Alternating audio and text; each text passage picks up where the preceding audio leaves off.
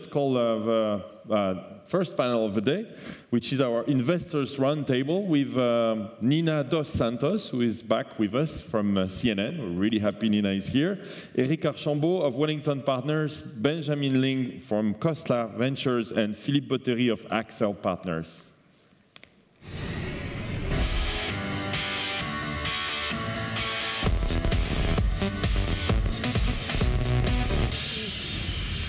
Welcome, Nina. We're glad to have you again. Thank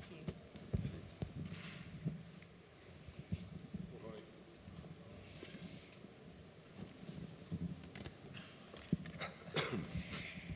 Right, ladies and gentlemen, thank you very much for joining us. We've come to the time in LeWeb where we all talk about our favorite subject, let's face it, money. Thankfully, Loic has just introduced our three esteemed panelists who are veterans of the Silicon Valley world. A number of these men are also entrepreneurs themselves. Benjamin over here has significant operational experience at some of the biggest names in the tech world like Facebook, Google, Baidu, etc.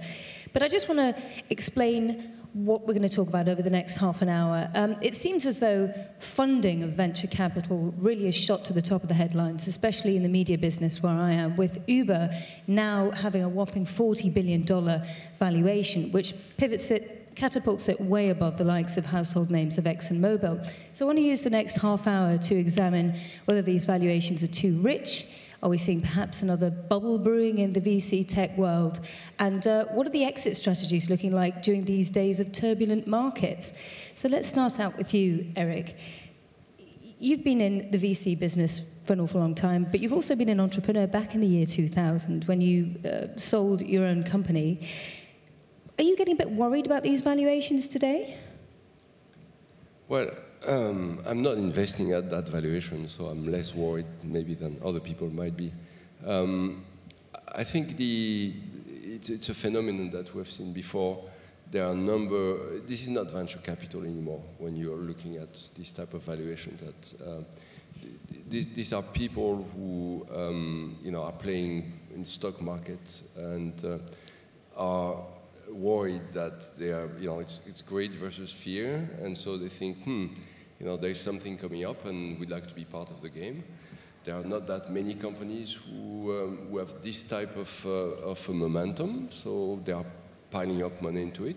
I think what really has changed, in my opinion, in the past 15 years or 20 years, is that companies used to go public at a certain valuation. Let's take Cisco System, in '93, I think they went public at circa 100 million valuation, which at the time we thought was rich.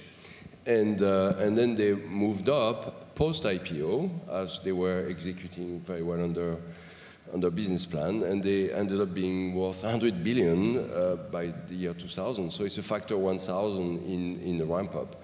The same phenomenon when Google went public, there was a ramp-up after the valuation. Now what we're seeing is that people are trying to anticipate that, and so the ramp-up in valuation is before the IPO. And so in the past couple of years, several IPOs happened at a certain price and didn't go up that much anymore. So the ramp-up in valuation is before the IPO and not after. Philippe, you've been investing in Accel Partners and a number of very, very sort of disruptive new startup companies that have been grabbing the headlines, changing the way people do everything from transportation to listen to music. Are you concerned at this point that, as Eric was just saying, some of these valuations for firms are likely to disappoint people in the long run when those firms go public? Well, I think it's hard to cast a judgment on all companies out there, but I think, so Accel is a global fund, so we don't have a European perspective, we really have a global perspective in looking at what's happening in Asia, in Europe, and the US, and we're clearly seeing some frothiness in the markets. And what we're seeing is a lot of actors who are typically on the sideline of the venture business are now going into the venture business. I mean, some of the examples, we talked about this morning where, McKinsey is starting again a practice to serve, startups, which is not McKinsey's business. You're talking about, big French holdings that are now starting to look back at venture the way they did in 98, 99, So Goldman Sachs now is working with Uber. This is their, kind of trying to raise money from high net worth individual for Uber in the future. And therefore, when you start seeing all this money, who is not venture money, who is not people who are, who have been in the industry for a long time, starting to pile in at very high valuation, then obviously that raises concern. Personally, as an investor, what it means is you need to be very disciplined and make sure that you pick the right company and you maintain a good level of ownership to ensure some good return in the future. But one thing which is very different from I think the 99, 2000 years is that the companies today have real business model. So the risk you're taking is that you're not investing in a company that's going to now take any business, put it on the internet, get a 1% market share, and be a big outcome. You're investing in companies with real business model, real innovation. But the risk you need to take, given that the valuation is high, the money is high, everything needs to be very fast, and therefore the risk is really also an execution risk, which is different. So it's a question of knowing the company inside out, but also you don't have a huge amount of time to actually evaluate that because this is a market that's moving so quickly. Benjamin, you have a lot of experience as the former COO of Baidu. You've worked for Facebook, Google. It's pretty good pedigree in the tech world. Things are moving really fast. And now that you're in the venture capital space, do you find that, as Philippe was just saying there before, you feel like you have to make a deal or look at companies quickly because otherwise somebody else will mop them up? Well, in a lot of ways, it's actually more of a relationship business. And forming a relationship with the entrepreneur prior to the funding round is very important, at least for us. And so we generally track the companies that are interesting and the entrepreneurs that are interesting through a long period of time so that it's not a split-second decision. In terms of the overall valuations, though, if we think about the macro picture and we look at the web and we look at mobile, the web produced several $100 billion companies, right? Google, Facebook, to name two.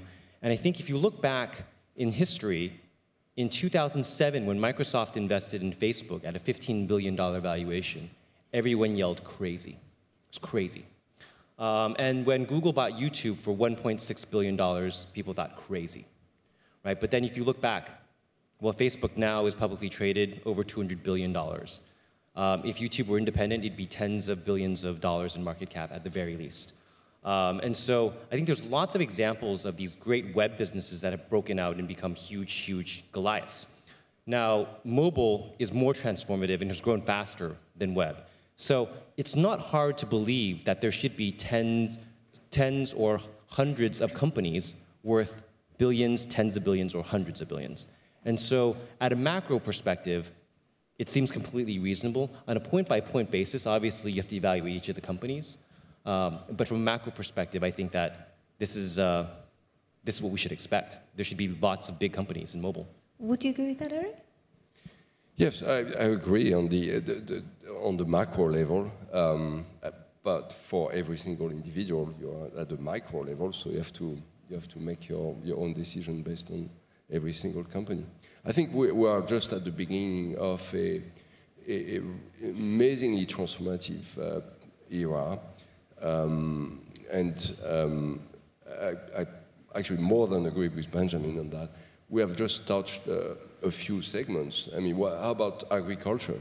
I mean, it's the biggest thing that has not been touched yet, and with drones and big data and biochemistry and so on, we're going to be changing entirely the way we have been looking at agriculture in the future. And that there's not a lot of companies yet in this area. So if you take all the different vertical markets one after another, the disruptions are going to be massive. There will be a combination of transfer of capital markets from some of the established companies to the new ones, and also value creation. So I think there will be a lot of bumps on the way, but the next 10 years are going to be really, really exciting. And indeed, many people say as long as the business model is disruptive, that's when you can more or less write your own financial model, if you like, your own checks, because it becomes a whole different order of magnitude that's unquantifiable. Let me just, excuse me, remind the audience Because this session is only half an hour long, I won't be opening things up directly for question and answer, but I'd like to encourage you to tweet me questions for the panelists, which I'll introduce as we carry along our discussion. Philippe, let me come to you. How does a budding entrepreneur get noticed by a whopping great company like Accel Partners that's been around since 1983 and has billions under management? What do you look for?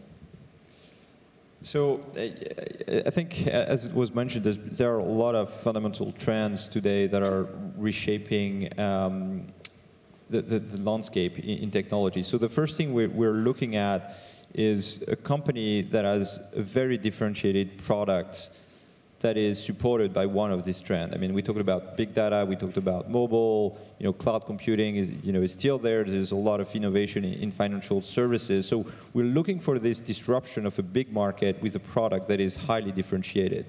And then obviously we're looking at the team. We like to build a relationship early on with this team. As when we invest in a company, it's kind of like a marriage. It's a 5 to 10 year relationship, and I think on both sides it's critical to make sure that we know each other well, we have the same ambition for the company, and we can work together for a long period of time. Let me just drill down into that. If I had to put you on the spot, would it be one of those particular factors that overrides the others? Is it the idea? Is it the team? Is it your confidence in the existing entrepreneur and his team or her team to develop that model and work with you? If you had to pick one of those as the most important factors. Well, I mean, let's take the example of BlaBlaCar, for example. So I know one of the founders since 2005, because we were, Nicolas Brusson, we worked together in the Valley. So I've known him a long time before investing, because Accel invested in the company in 2011. So obviously, in this case, having a long relationship with one of the founders is key. That said, I wouldn't have invested in any business, right? So the fact that there is a team that and his two co-founders are very strong individuals as well. So it was a very strong team and a very disruptive business model. So now, which one of it at the end of the day is the most important? I think there is a first one, which in this case was the relationship, but it's just hard to say that one is enough to make the decision. Thought you might say that. Let me come to you, Benjamin. Your company, Costa Ventures, it's actually got one of the broadest portfolios of some of the VC firms. You're invested in the tech side of agriculture, you're invested in medical devices, you're invested in all sorts of different things. So how much work goes into identifying future businesses that might be worth investing in? Or do those entrepreneurs approach you and just give you a little grain of something that sparks? For us, we look for two main things. The first is a world-changing vision, and the second is a great entrepreneur.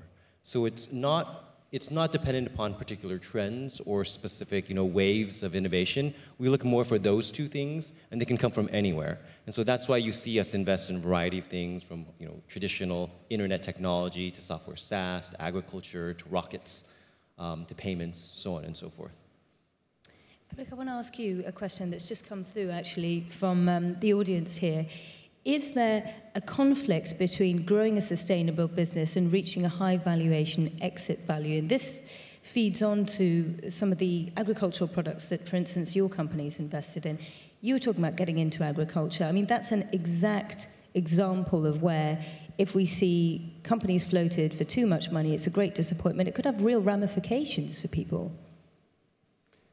Well, I think there might be a disconnect between the expectation in terms of how fast things should grow and how fast you should list them and this type of thing. But at the end of the day, what we are looking for is growing a long-term sustainable business. What do you quantify as sustainable, though, as a senior VC person? What is sustainable? Because there might be a different view from, say, for instance, the media, right, the general public, and what VC may consider as sustainable. Well, sustainable is something that will last, decades, not something that will last only for a couple of years before they have to be bought by someone else. So there is sometimes a confusion in what venture capital is all about. It's not about finding a flash in the pan, you know, so someone that comes up with a little addition to, you know, a product range from an existing company, so something that fits someone is going to buy you. That's a very dangerous model. So we are really looking for companies that can build their own business, you know, that can have a niche. Initially, it's by definition a niche that grows relatively quickly, but it doesn't have to be super fast. But then, you know, it is very sustainable because they are building the entire, you know, the 100% of what the customer is going to be using.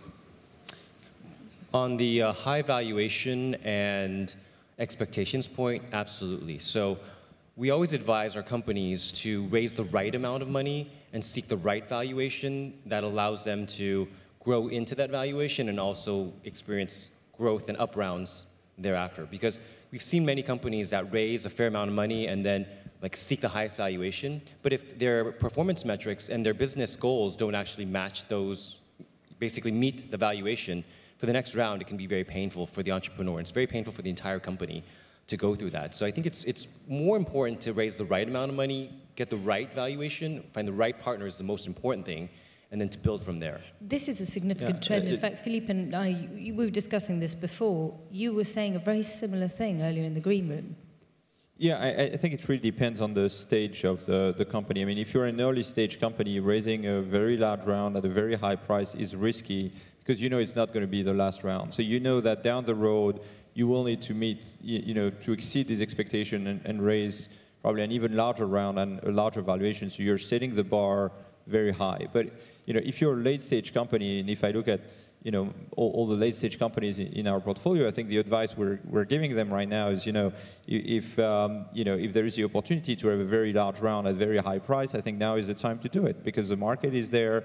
And if it is your last round, I think, you know, you're putting a lot of money in your war chest, which, you know, secures you from a competitive standpoint because there is kind of a lockdown effect on the market. If, you know, if one of the actors raises a large round, you know, obviously that puts a lot of competitive pressure and so therefore will reduce competition. So it is really the right time to do it. And what we're seeing right now is actually these large rounds are becoming a competitive weapon. And so we're really encouraging companies in our portfolio to do it. But a lot of those companies are materially de-risked and actually are doing quite well. They have business models that work. And so when you look at the earlier stage companies, I think it's pretty different when we talk about Series C, A, and B versus the rounds when we talk like BlaBlaCar and Uber. These are very different sort of categories. Eric, how does an entrepreneur and the VC firm take a step back and avoid the temptation of raising too much money in the early stages, because then obviously you know, you have to put more money in without getting diluted in the later stages? At what point do you have to stand back and say, no, hang on a second, I know everybody else is doing this, but let's just give peer pressure a miss for now? Well, it's not an easy, you know, not an easy answer. I think, first of all, you need to have the right advice in the company. So, you know, if you have not done it before, you might be tempted to pile up too much money. But as, you know, Philippe was saying, it's a pretty good time to get money in your company. I think you have to manage the expectations of people who are coming at a later round as investors.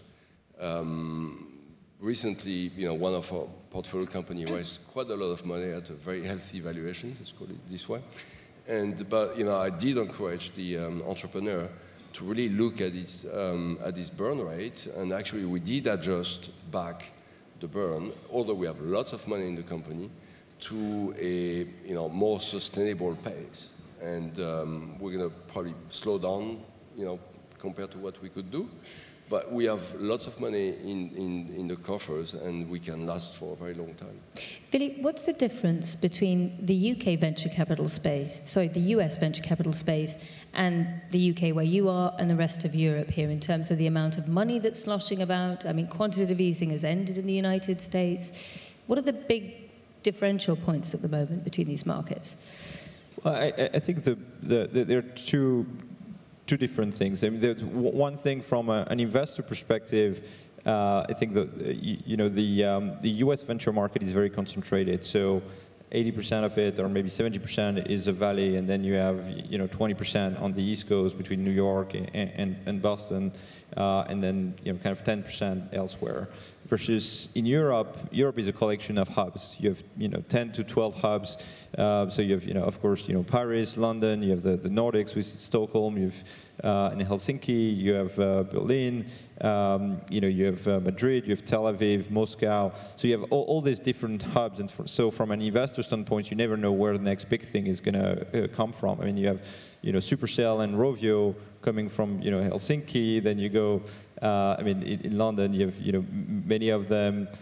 Same in Paris, and you never. So you need your coverage needs to be much broader. Now, from a company perspective, I think the big difference is that when you start a company in the US, you have access to a very large market up front, which is a very uniform. I mean, in certain parts, like healthcare, you have local, state-by-state regulation, but for most of the businesses, you have access to a market of 350 million people, versus in Europe, you have to face this fragmentation. And when you launch a business in the UK, it's very different from launching it in France, because all the laws regarding this business are going to be different, and then it's going to take a couple of months for you to understand the market before you can launch. So that includes more friction in terms of deploying and globalizing your model. Benjamin, for entrepreneurs perhaps sitting in the audience here, watching online, if they're thinking, look, if I have to put all my eggs into one basket and really put all my efforts into trying to get VC funding, should I go to the States? Should I go to Europe? What do you say? For us, it depends on what the entrepreneur wants to achieve and what type of partner they're looking for.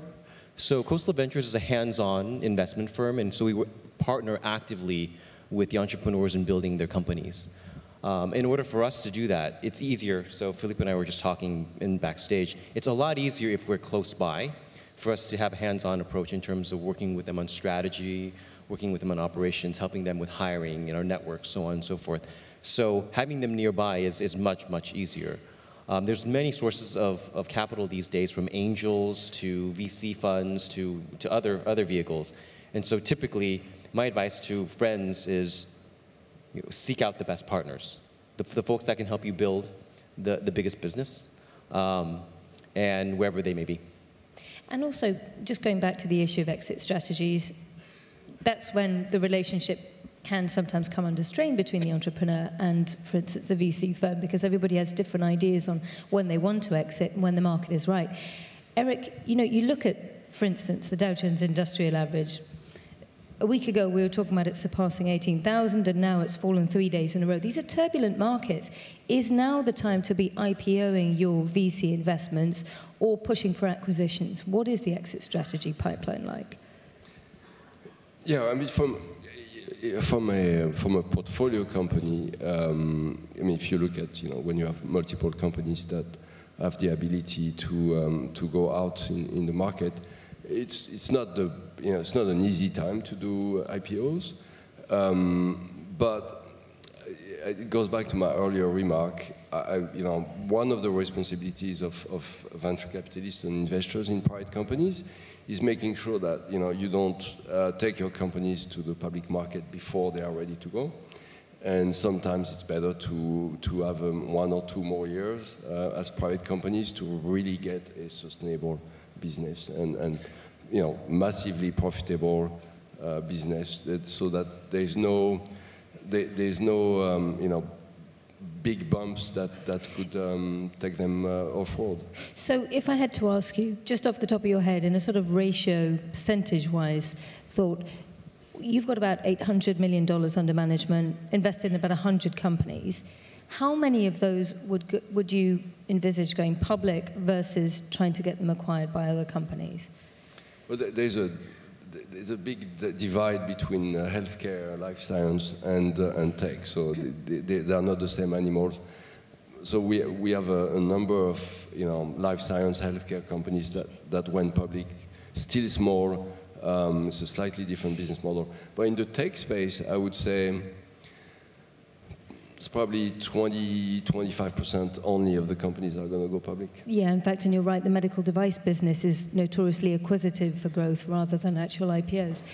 Philippe, what do you reckon about exit pipelines? Because Accel is huge. I mean, first, I would like to echo one of the point you made just earlier, saying that the exit can be a point of friction. I think it's important to discuss that point from our perspective. I mean, we are minority investors. We're backing an entrepreneur, and I think the ultimate decision lies in the hand of the entrepreneur. I mean, that's his business. He is the closest to the market, and if he thinks that's a good time to exit, I would say he's right. Or she. Or she, yes. Have you ever had to fight that, though? Give us an anecdote. Has there ever been a time when you've really I mean, had to think twice about this? There has been cases where, as an investor, we're probably wanting to take a longer-term approach, saying, there's a lot of potential when, if it's a first-time entrepreneur and, this is a life-changing event for him, then, of course, that's where you can have some good discussion. But what we are trying to do in these cases is provide options.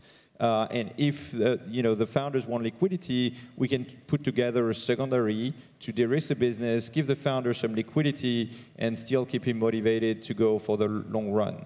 But if the founder really thinks that now is the time to sell because this is the best value we're going to get from the company, I think in that case, we trust him to make the right call. Yeah, I couldn't agree more that I don't think it's so much of a friction point as much as it is a discussion of the options at hand and supporting the entrepreneur. Because if the entrepreneur and the CEO no longer want to run and build the company, then you probably don't want to keep running the company. I mean, these are the folks that are running the company and know it best.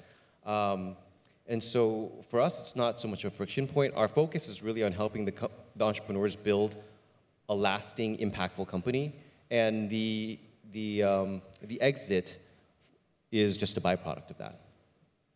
Let's talk about the reputation of disruptive technology, and by virtue of that, also the reputation of the VC firms that back them. You're looking at difficult headlines for firms like Uber, Airbnb, facing all sorts of, legal technicalities in various states and cities in the world. Does disruptive technology, Eric, have to sort of grow up a little bit? Because the VC world is extremely sophisticated in backing these firms. Is there a message, perhaps, that the VC world can impart upon these young entrepreneurs? It's a loaded question. I think I mean, we've been talking about the importance of the relationship with the entrepreneur. I think it's a bi-directional relationship. We have passed on entrepreneurs who may have had a fantastic idea from a business point of view, a fantastic idea from a money-making point of view, but for which we felt, there was an ethical problem with that, or we would not feel comfortable working with this person or this team.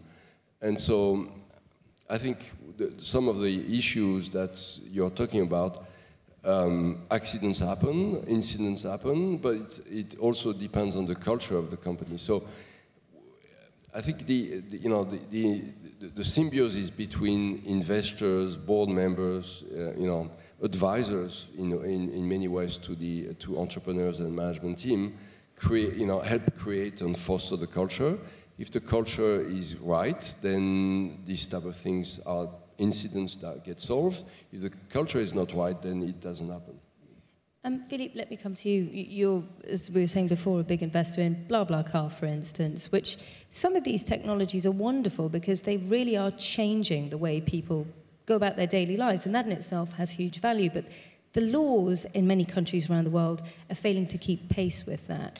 And as I was saying before, VC people like yourselves can impart wisdom sometimes on some of these young companies, young managements. Doesn't the VC industry also have a responsibility to protect your investments, to try and send a slightly different signal from some of these plucky disruptive startups that are now big, responsible companies? Yeah, I would agree with that. I think I want to make sure that people understand the difference between BlaBlaCar and Uber, because they've been associated, but they're very, very different businesses. Uber is it is a B2C model. You know, all their drivers are driving for money. They're not going anywhere. They're waiting for you to tell them to understand where you go, and you pay them to go there. Versus BlaBlaCar is a community-driven model. There's no professional driver with BlaBlaCar. It's just you happen to take your car, you go from Paris to Lyon, and then you're taking people on board, and they're sharing the cost. So there is no profit involved. It is cost sharing.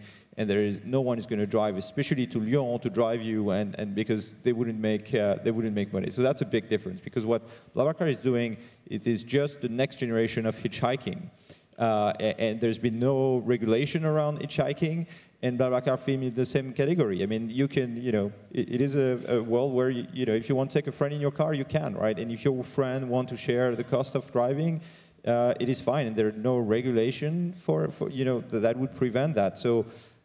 In this case, I don't think BlaBlaCar is going against any regulation. They're just enabling something with technology that people have been doing for a very long time. Oh no, I understand the difference between BlaBlaCar and Uber. I'm just sort of mentioning the fact that, and Benjamin, weigh in on this, please. You know, VC, it's great that disruptive technology is pushing the boundaries. But naturally, when you do push the boundaries, there are lessons to be learned, right? Yeah, companies need to be thoughtful about the way they disrupt things. They have to be smart about it because there's long-term benefits and long-term costs. Yeah. We're about to run out of time, so let me just ask our three panelists where you think the next big thing in VC is and where you think the industry is going to go in a couple of seconds. Philippe, starting with you. Well, I mean, I think we're seeing right now a lot of disruption in terms of robotics and drones. And all the automation and the connectivity that is going into the hardware is going to transform a lot of areas of our lives, I think, in the next 10 years. The utilization of data to automate otherwise challenging tasks, I think, is going to be a big, big trend. So, for example, taking a ton of data and figuring out the patterns in medicine, for example, and making doctors much more effective is one example. Yes, so pretty much agree. I think I would add the proliferation of sensors everywhere that actually get you a lot more data, and that the fact that you can automate so many things. As I said, I think we're just scratching the surface of what is going to be disrupted. So. Right, with that, I've got to say goodbye. We're out of time. Please continue the discussion online. I've noticed a number of you tweeting me questions. Feel free to tweet myself, the panelists. This conversation certainly doesn't end here. It'll continue online. But I'd like to thank our guests here for a very stimulating discussion. Eric Archambault, thank you very much. Benjamin Leng, and also Philippe Botteri. Great to have you on the show. Thank you. Thank you.